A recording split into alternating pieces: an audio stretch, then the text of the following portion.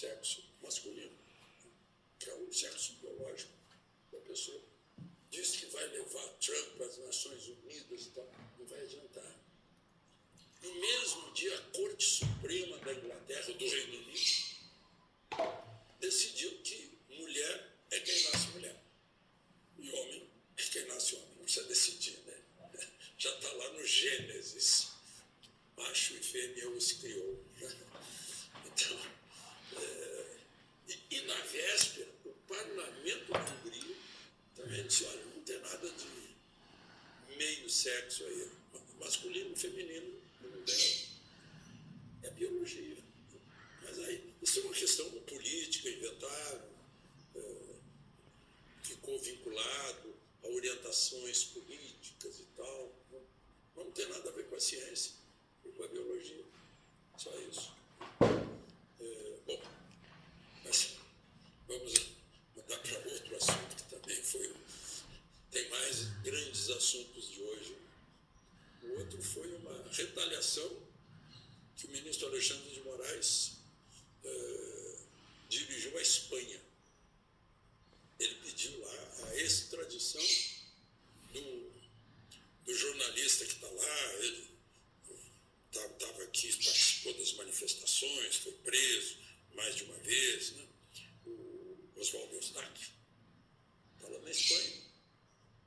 O ministro Alexandre de Moraes pediu extradição. E aí, num tribunal superior, 3 juízes, não é decisão monocrática, não, 3 juízes decidiram que ele é perseguido político, que esse é um crime que não existe na Espanha, então ele não pode ser extraditado por um crime que não existe na Espanha. Foi alegado acordo, só que o acordo exatamente exclui perseguido político. Agora, corrupto, gente que desviou dinheiro público, isso aí não pode.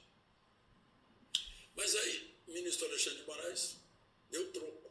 Ele estava para despachar o caso de um búlgaro que foi preso em Barcelona e não sei como ele veio parar no Brasil.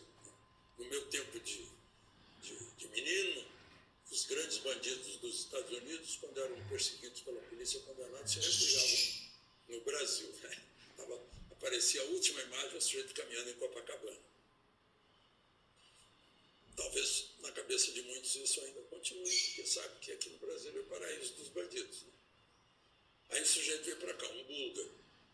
O governo espanhol ficou sabendo, ele estava preso, extraditei-no. Ele foi preso com uma grande quantidade de cocaína. Ele é um traficante. E aí o ministro Moraes suspendeu a extradição e mandou ele para casa. Baixou lá o mandado de soltura. Mandou para casa. E mais, dirigiu-se, né, interpelou a Embaixada da Espanha para explicar por que não manda o Oswaldo Eustáquio. Passando por cima do Itamaraty, mais uma vez, que já passou por cima do Itamaraty, no caso lá com aquelas plataformas digitais americanas. Foi direto, lá fazendo intimação de gente. E claro, os da ativa do Itamaraty ficam calados. Os aposentados é que estão falando. Embaixadores que tem nome, né? Embaixador Rubens Barbosa, por exemplo, deu uma entrevista dizendo que não é assim que se faz. Os poderes são independentes e também são harmônicos. Quando é um caso de legislativo, tem que ser caso de legislativo e não do Supremo. Quando é o caso do Ministério de Relações Exteriores, que é também o Ministério dos Negócios Exteriores, tem que tratar de um negócio na Alemanha, na Espanha, é via Ministério de Relações Exteriores. Só que não. Então o embaixador Rubens Barbosa, do alto de sua experiência, o embaixador em Washington, inclusive, está dizendo, olha, provavelmente o embaixador da Espanha nem vai responder, porque esse não é o canal adequado. Eu estava falando nisso, dessas interferências, e lembrando mais uma vez do ministro Luiz Fux. Quem é o ministro Luiz Fux? Ele já foi advogado, trabalhou para a Shell, já foi promotor de justiça, já foi acusador, depois fez concurso para juiz, passou, foi juiz em Niterói, juiz em Duque de Caxias, juiz em Petrópolis, juiz no Rio de Janeiro. Aí foi promovido, aí passou também a atender vara civil, criminal, civil, e depois eleitoral no Rio de Janeiro. Acabou promovido a desembargador, Tribunal de Justiça do Rio de Janeiro. Depois foi conduzido ao Superior Tribunal de Justiça por Fernando Henrique Cardoso. E, por fim de uma carreira de juiz de direito, o meu sonho para todos os ministros do Supremo, ele foi indicado por Dilma para o Supremo. Ele foi nessa condição, foi do Tribunal Superior Eleitoral, foi presidente do TSE, foi presidente do Supremo. O discurso de posse dele na presidência do Supremo foi dizer o seguinte: né, uma ação deletéria o Supremo se meter em política, está se destruindo. Porque questões políticas se resolvem no picadeiro, no plenário, no palco político que é a Câmara e o Senado. Não é um tribunal político. E mais, disse uma frase, para mim não é novidade, mas me faz brilhar os olhos. Porque está escrito na Constituição, no 2º artigo, o primeiro dos poderes é o legislativo. Ele disse: o mais poderoso dos poderes é o poder legislativo, porque representa o povo diretamente, tem a procuração do voto para representar o povo e tem poder. Isso é interessante. Por isso aí chegou a 262 assinaturas. O requerimento foi além das 257 necessárias desse projeto de anistia do deputado Vitor Hugo, que representa Goiás, o povo de Goiás. E está maior, não, vamos mudar, não pode e tal. O Congresso é soberano. Diz que tem gente lá na Câmara negociando com o Supremo. Gente, os poderes são independentes. Está escrito na Constituição, não sou eu que estou dizendo, eu não digo o que não está na Constituição, eu não invento a Constituição. Bom, eu disse que tinha outro caso, outro escândalo. Vocês lembram quando o Brasil, lá no finzinho do governo Lula, o ministro da Justiça concedeu asilo por um criminoso assassino, homicida, tríplice homicida, terrorista, matou o pai na frente do filho, pegou uma bala no filho. O filho hoje está em cadeira de roda, não, tá, desde aquele dia está em cadeira de roda, há 50 anos. O Cesare Battisti está preso hoje na Itália, porque quando entrou o Bolsonaro ele quis fugir. O Paraguai foi pego e aí foi embora, foi extraditado. Pois agora, de novo, o presidente Lula recebe uma corrupta, sociólogo, mulher do presidente que está preso, o presidente Humala, lá do Peru, e de esquerda, claro. Ollanta Humala, o nome do marido. Ela é a dona Nadine Heredia, tem 48 anos, já desembarcou em Brasília hoje, num avião da Força Aérea Brasileira, que a resgatou da embaixada brasileira, onde ela estava refugiada. Estão falando em asilo político, não tem asilo político. Ela vai ser aqui uma refugiada que fugiu do país dela, com a ajuda do governo brasileiro. No dia em que foi condenada a 15 anos de prisão. Não foi batom, ela não pintou nenhuma estátua com batom para ser condenada a 15 anos. Foi corrupção, dinheiro da Odebrecht, 17 milhões e meio, para financiar a campanha do marido. Ela é socióloga metida em ONGs e até na USAID, até nisso ela estava. Agora está lá em Brasília. Vai Cesare Battisti, chega a Nadine Heredia. De Lisboa, Alexandre Garcia.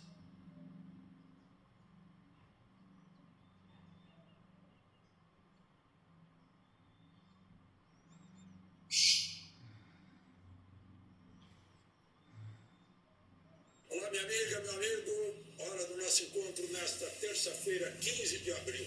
No 15 de abril, em 1912, nas águas deste Oceano Atlântico Norte, naufragava o Titanic, a maior tragédia marítima da história.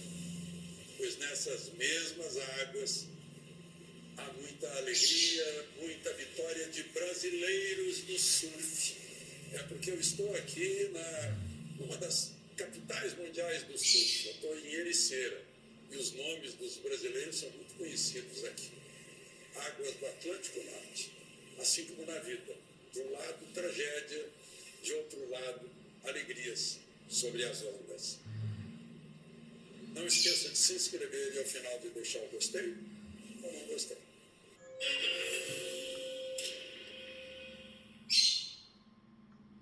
Bem, Bolsonaro já está caminhando sozinho, apoiado em Michele, bem simbólica a imagem que a gente viu hoje. Ele precisa caminhar, inclusive para estimular as funções do organismo. Por exemplo, se ele tiver com o sistema fisiológico funcionando normalmente, se é que vocês me entendem, é porque está entrando na normalidade. Mas nunca vai haver a normalidade como era antes da facada de Adélio.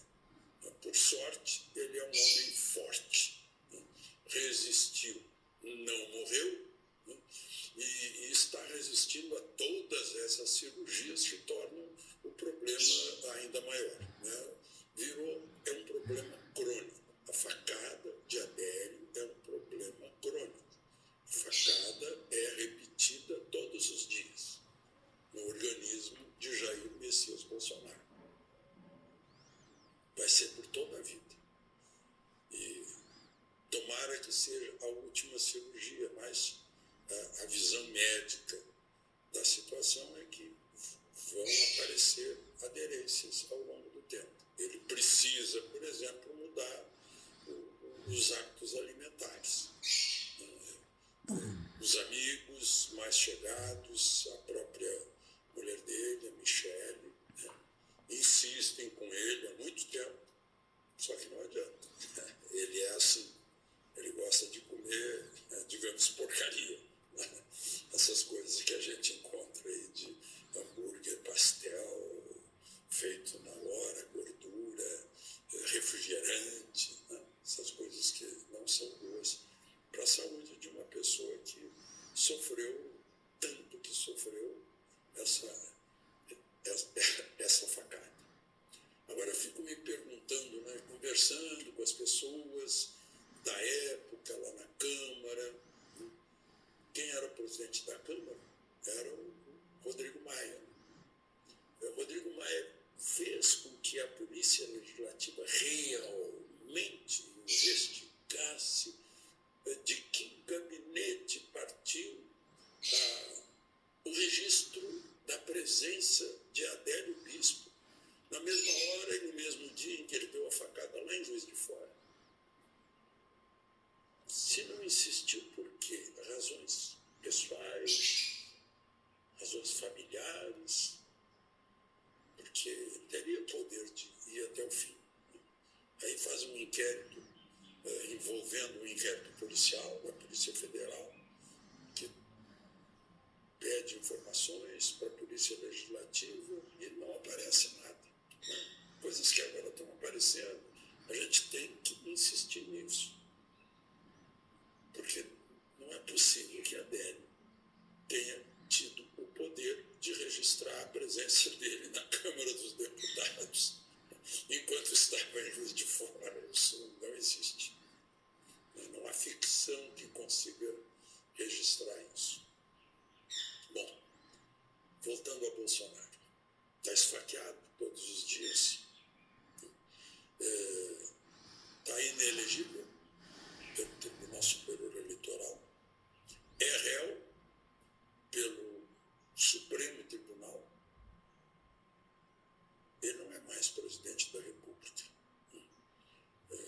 Ele deveria ser réu na primeira instância, mas é. E aí, o que vai ser em 2006 2016, na eleição presidencial, eleição para senadores, 2/3 do Senado, governadores, Câmara dos Deputados, Assembleias Legislativas. Qual é a solução que os eleitores vão dar ao país?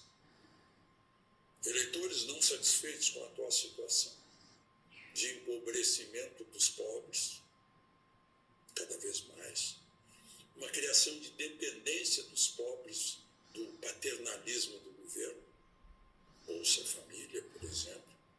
Tem 7 milhões de famílias que já estão lá viciadas há mais de 10 anos e não saem. O próprio presidente Lula, sentindo isso, mencionou hoje numa visita que fez a uma montadora automobilística que não pode ter Bolsa Família eternamente. Claro que não. Seria apenas uma emergência.